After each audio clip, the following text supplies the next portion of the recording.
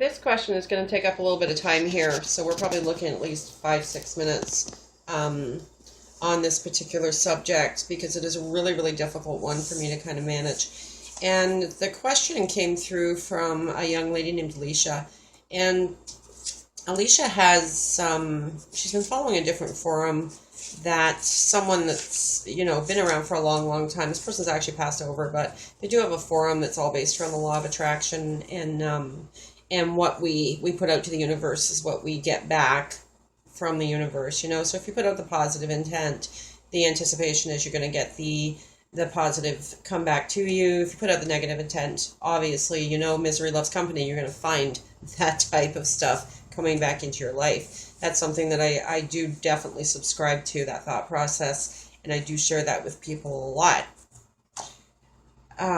Alicia's question was difficult, so I'm going to try and answer this in the best way that I can, considering how traumatic the acts are that she's actually talking about here. So she had asked me something that was actually asked on the forum that she was referencing, and the question was addressed there as well. And the question was, in terms of the law of attraction, what you actually put out there is what you attract back. How does something like that work in terms of children who are murdered? Little ones, little kids, people's daughters, people's sons, people's grandbabies. How does it work in terms of that? How can a child project to have that type of evil come into their lives? How can a child, think the type of negative thought process that would create that type of a situation and happening? And the best way for me to kind of get around explaining this to you is that, as in the law of attraction, it is true that what you do put out there is what you do attract back to you.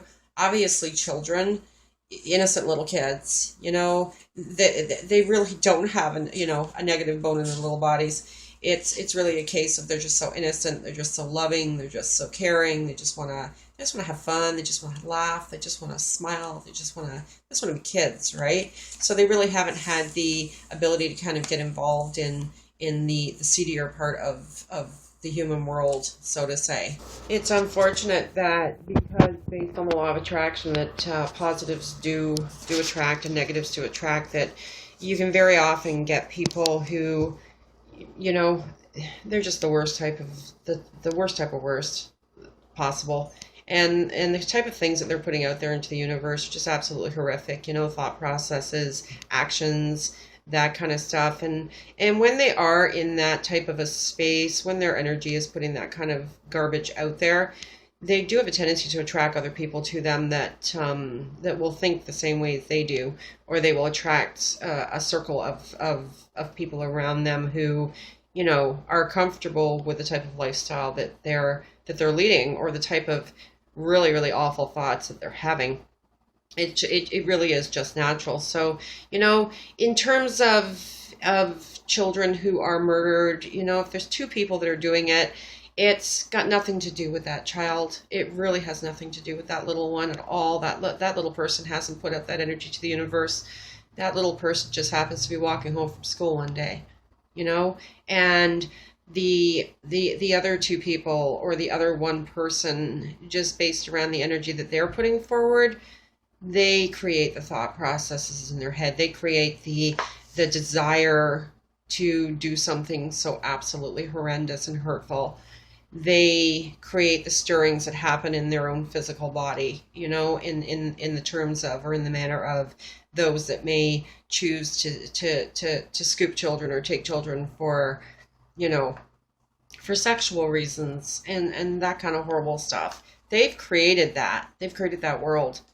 And what they've done in creating that is they've created this little person to be a part of that.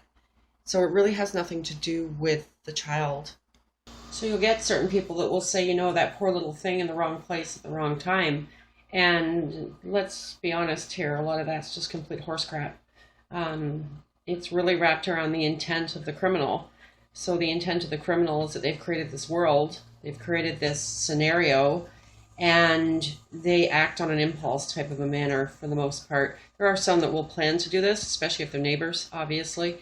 people that will be very watchful and just kind of waiting for that prime opportunity to take place. And we're really awful for pointing fingers at the parents and saying, if you hadn't let that little one walk home from school that day, this would never have happened. If you hadn't left your 8-year-old son sitting on his bike outside of the store while you ran in real quick to grab, milk, then when you came out and he was gone, that's your fault too. No, that's completely unfair. It's so unfair to do that to parents and to family members. Short of a parent that's delivering a child directly to someone who's creating great harm to them, such as, and we've heard of it. It does happen. We've actually heard of it where parents will, send their children over to known pedophiles and that type of thing. And that's something completely, different, and it's so not the norm, and it's probably the sickest thing anybody could possibly do. But otherwise, your child just doing the normal everyday thing, walking home from school, and we provided them the ability to take that child that day. No, we didn't. Their thought process provided that for them. What they're putting out to the universe is what provided that for them. Because it's true that what you believe you create. So when they're in that headspace of creating this scenario of, I'm gonna get in my car one day and I'm gonna find whatever child happens to be walking down the street, and I'm gonna stop my car and I'm gonna offer them a cookie, and I'm gonna just hope that child, hasn't been street proofed, and I'm gonna grab them and drag them into the car, and well, we all know the story from there. I guess the most important thing for people to know is that, there is that negative out there. Negative does find negative.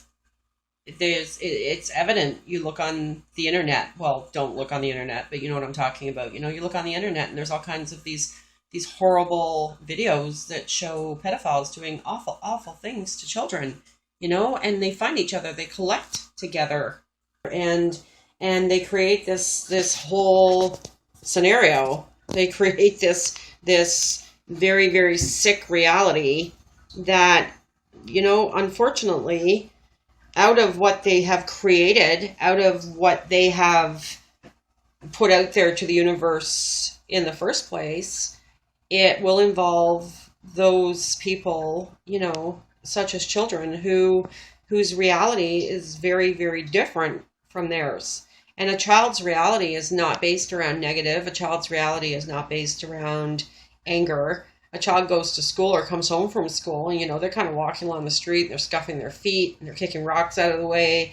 They're stopping to pick up a flower, They're thinking about their reality being, I get to go home and I get to watch the movie Frozen or something like that.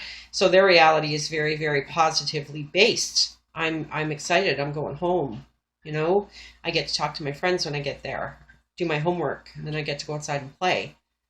They have just become very unwitting victims in the reality of those who are in a very, very hateful, very angry, very hurtful, and very sadistic mind space. This never has anything to do with what the child's putting out. Absolutely never has anything to do with the energy that the child's putting forward. The energy of a child is naturally loving. The energy of a child is naturally happy.